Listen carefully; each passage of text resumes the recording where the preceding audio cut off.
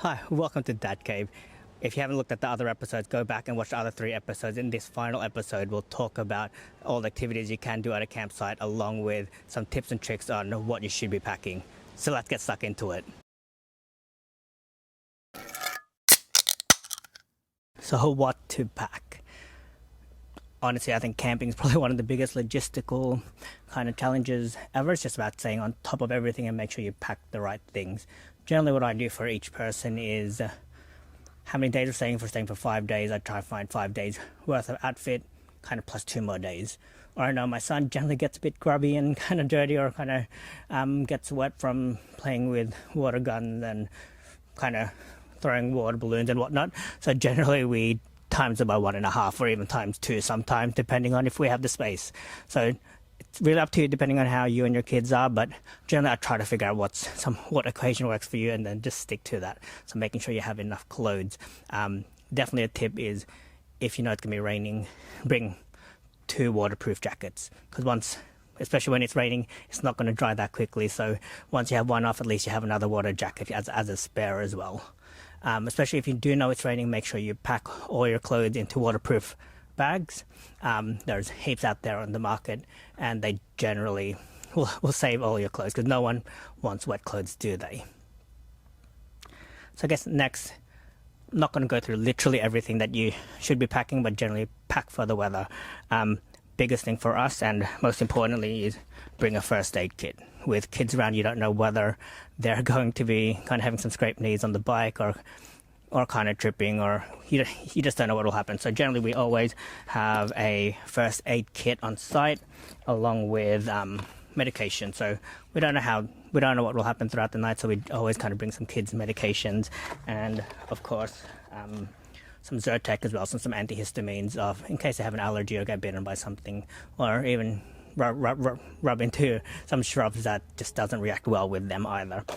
And on top of that, being in Australia, obviously there's heaps of mozzies around, so one of the most important thing is actually getting mosquito repellent. So we found these ones online. They work pretty well, where it's a bracelet. We know that the kids will kind of keep it on them as well. Or there's another one where we did end up getting this in bulk, where there are little stickers that have little kind of kid characters on them as well. So I love having this on them, and they always remember to have it on them as well.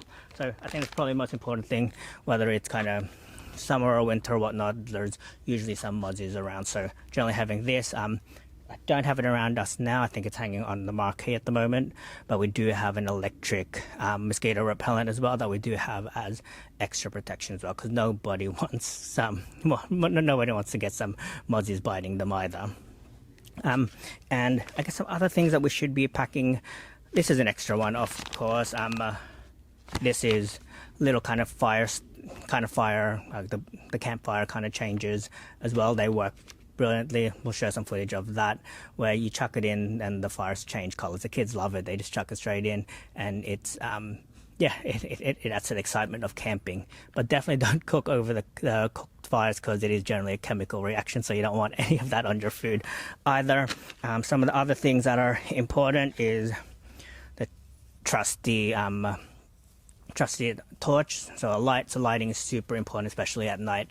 Generally we give the kids all little headlamps and whatnot, or give them a little flashlight like this, so just making sure everybody has lights. And we do have little lanterns that we do hang in the tent as well, and also we do have little LED strips that are scattered throughout the campsite as well, so we know that the fun doesn't stop at night, and there's enough lighting at the campsite as we go through as well.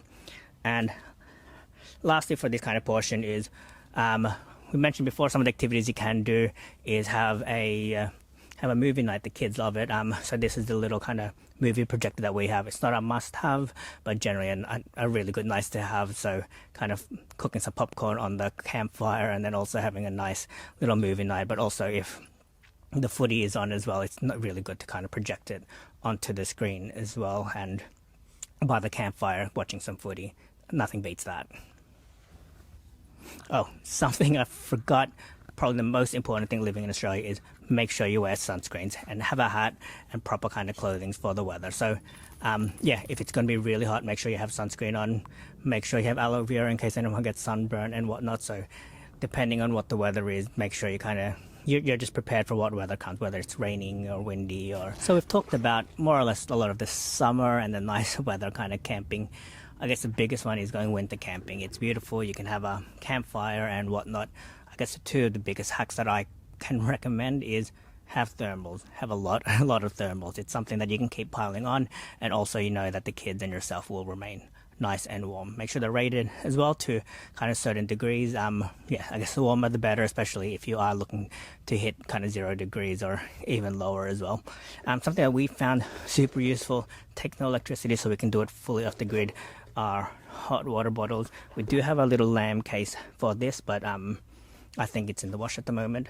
But generally we fill it up with hot water bottles. We chuck it in the sleeping bags before we go to bed, and it just means when you go into the sleeping bag, it's nice and warm and you're all rugged up.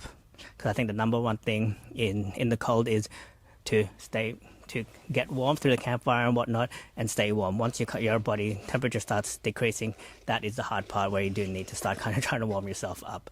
Make sure you kind of rug up and whatnot.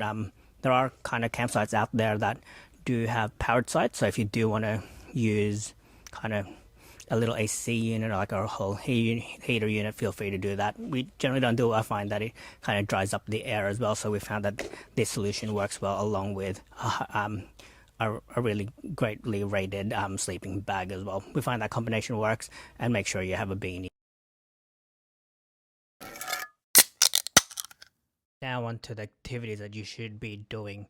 Definitely if it's near a beach, take advantage of the beautiful beaches we have here in Australia. Here's a small compilation of some of the beaches that we've gone through and giving my little puppy a run as well. As you can see, there is some vast beauty that we have here in all the beaches and some beautiful sunsets as well.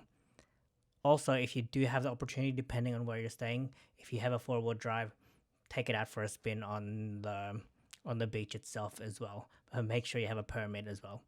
And obviously it's not camping without a campfire, so make sure you fire up the campfire. Make sure you bring the container if you need to, but also have a look to see if there aren't any fire bans around. Most places have firewood, or even the nearest petrol station has firewood as well, so make sure you bring that along with all the ingredients for s'mores. And one of the last things is definitely check out the local town. With rural camping, there's always beautiful towns that we wouldn't really have time to experience. So as you can see, there's some different towns that we've spent on some of our visits, and we've been able to find this long boardwalk as well.